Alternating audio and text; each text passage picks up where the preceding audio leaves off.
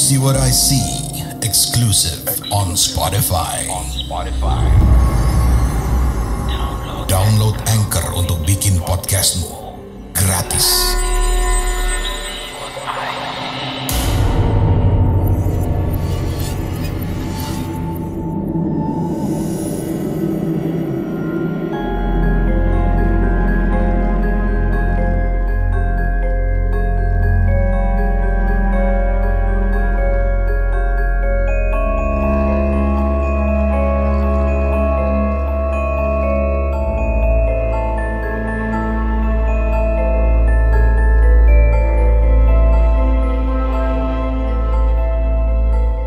Halo, assalamualaikum warga desa Sukawedi, pendengar setia di See What I See. Pada kesempatan kali ini saya akan menceritakan lagi kejadian di tempat kerja saya. Yang mengalami ini salah satu rekan kerja saya, namanya Wulan, yang hobi banget Jepang. Jadi dia minta panggil dengan panggilan Wuchan. Nah, kejadiannya pada waktu itu pagi hari. Si Wuchan ini memang anaknya itu lumayan sensitif. Dia bisa ngerasain dan sesekali kalau dia udah capek atau dia lagi sakit itu dia bisa ngelihat mereka. Nah, pada pagi itu, seperti biasa, sebelum memulai aktivitas, kita tuh doa bersama, dilanjut briefing pagi. Nah, untuk tempat kerja saya sendiri ini, itu di sebuah ruko yang terdiri dari 2,5 lantai. Jadi, begitu masuk, kita langsung ke ruang utama, ruang tamu lah untuk nerima tamu, lalu dibatasin partisi gitu buat ruang kerja. Dan di bawah tangga itu ada lagi partisi kayak persegi gitu, dan ada meja persegi panjang. Di situ kita biasa doa pagi dan briefing, kadang sarapan juga di sana. Lalu di belakang sekali itu ada kamar mandi, ke atas lantai 2 dan lantai 3. Lantai 3-nya ini cuma setengah. Lantai 2 itu tempat buat kerja juga sama ruangan bos. Lantai 3 itu ruangan arsip. Nah, pada pagi itu kita udah doa. Ini bos lagi briefing ya. Nah, jadi posisi duduk kita itu bos, Wuchan, saya, Edwin, terus Mas Kak Hendrik, Mbak Dini, Mbak Wi, dan Yuli. Jadi ada padaman gitu. Nah, di tengahnya ada meja persegi panjang tadi, yang meja ini atasnya itu ada kaca hitam. Nah, pada saat itu bos lagi briefing. Si Wuchan kan ada padaman sama Mbak Wi ya. Entah kenapa pada hari itu Wuchan itu gelisah banget, gak seperti biasanya. Beberapa kali dia itu ngelihat ke Mbak Wi, ngelihat ke kaca yang di meja, ngelihat ke Yuli, gitu terus. Udah ngelihat keduanya itu dia nunduk. Begitu briefing selesai, kita nggak langsung, kita kerja tapi maksudnya tuh nggak langsung fokus terus sambil ngobrol-ngobrol lah. Ada yang lagi cuci piring, ada yang lagi sarapan gitu. Wuchan ini nanya ke Mbak Wi, maaf nih ya sebelumnya, saya mau tanya, katanya. Mbak Wi ada punya pegangan atau sesuatu yang diturunkan dari leluhur nggak, gitu katanya. Hah, apaan sih Chan, gitu katanya kan. Mbak nggak ngerti. Yuli juga ditanya gitu sama si Wuchan kan. Yul, ini juga maaf ya, kamu ada pegangan atau kamu ada yang diturunkan dari leluhur. Apa sih mbak gitu kata Yuli kan, kita nggak punya gitu, kami nggak punya yang gitu-gitulah. Akhirnya Bulani ngomong, oh berarti kalau nggak punya itu nempel dong, nempel dia ikut atau memang penghuni sini gitu katanya. Kita yang lagi kerja nih langsung berhenti kerja kan, apa sih Chan, apa gitu kan, karena kami memang tahu Ucan ini lumayan sensitif ya, jadi akhirnya kerjaan kita itu kita anggurin dulu lah, ngumpul dulu lah, ini ada bahan gosip gitu kan ada bahan buat ceritaan.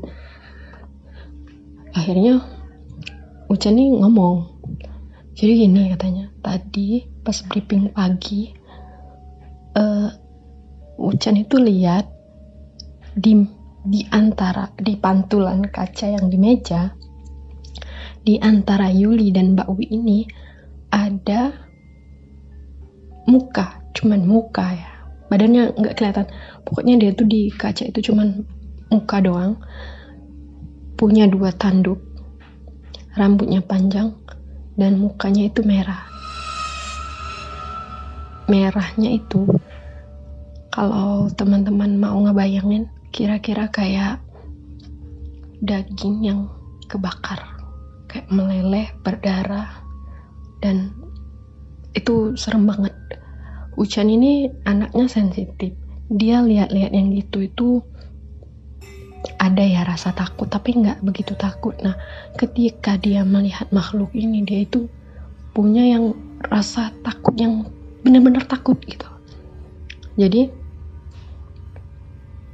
sama si Ucan itu dilihat yang di kaca, dilihat antara Yuli dengan Mbak Wi. Jadi ngelihat ke meja, kaca meja, ngelihat ke atas, itu nggak ada.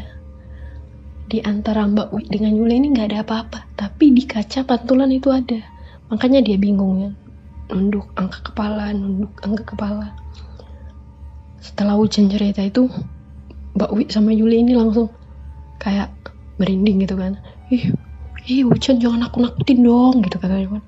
Serem tahu katanya kan. Ini masih pagi, nggak mungkin lah ada yang kayak gitu-gitu katanya kan. Aduh, mana kita sampai sore lagi gitu kan.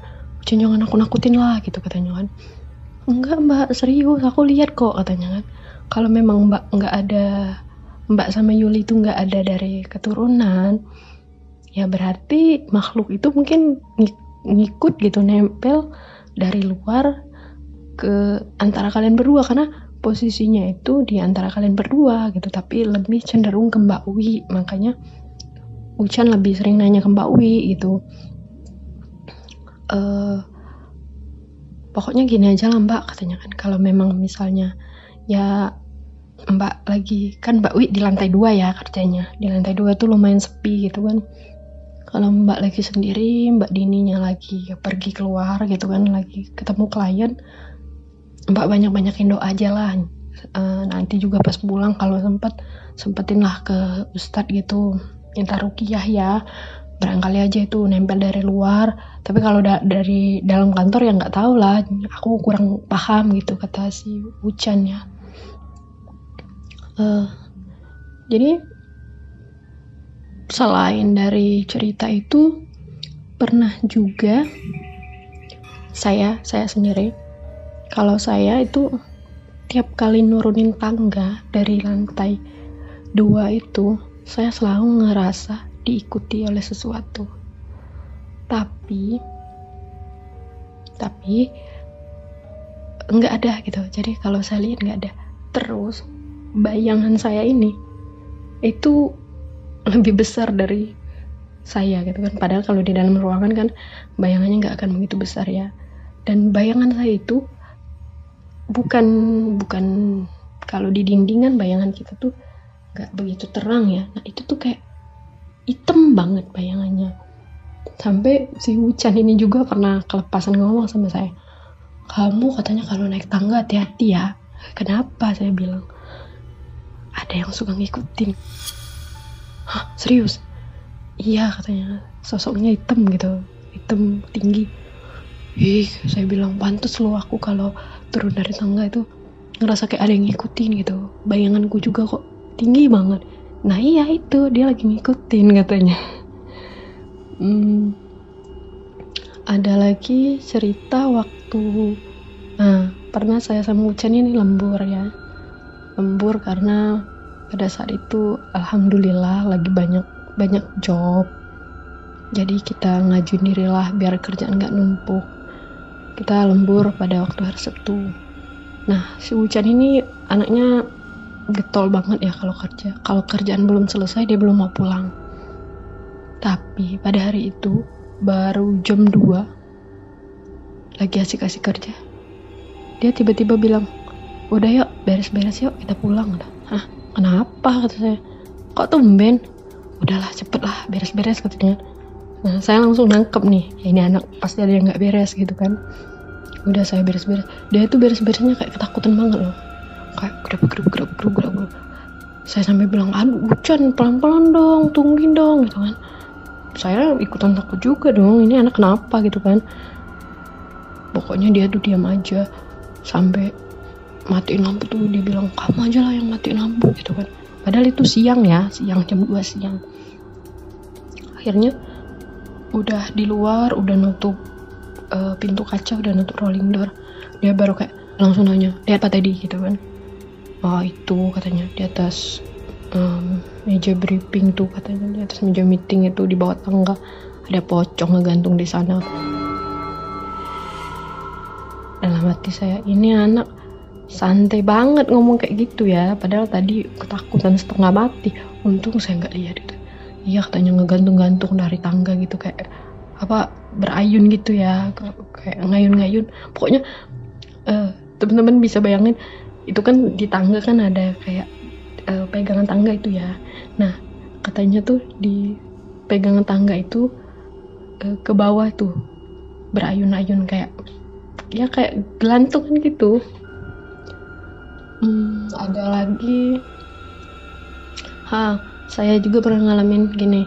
Jadi lagi duduk di tempat meja untuk meeting itu ya, kan itu ada celah kecil ya buat kita masuk, pokoknya muat badan satu orang aja lah.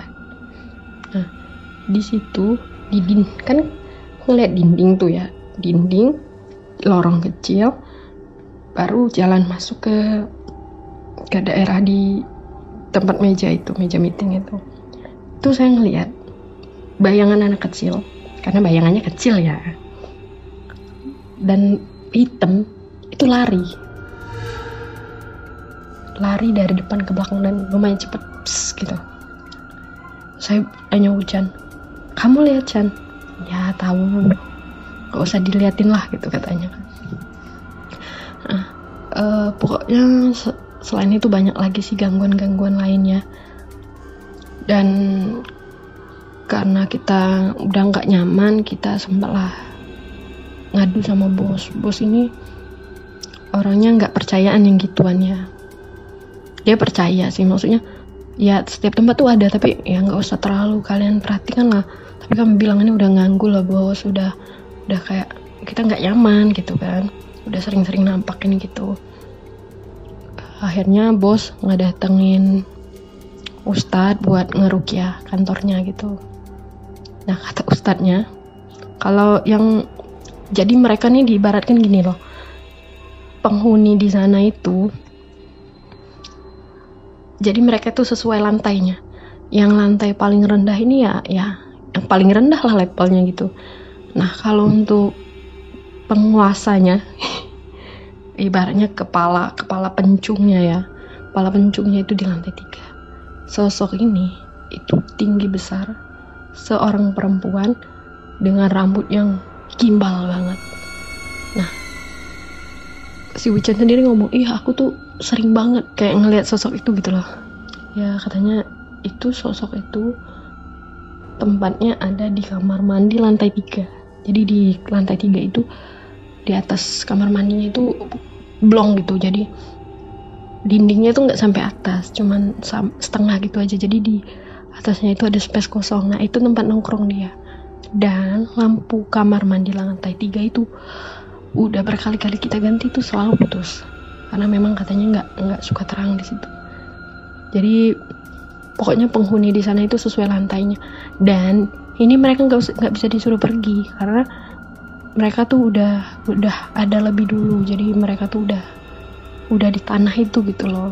Jadi ya paling kita saling jaga aja lah gitu, kata Pak Ustadznya.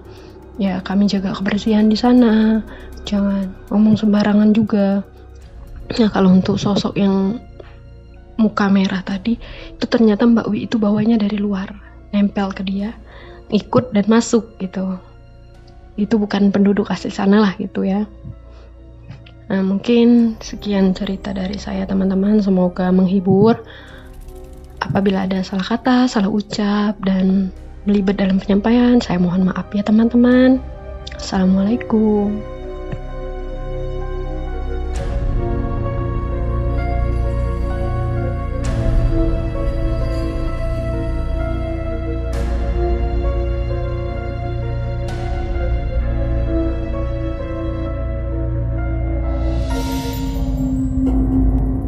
Kamu punya pengalaman horor? Kirim ceritamu ke podcast.ceritahoror@gmail.com.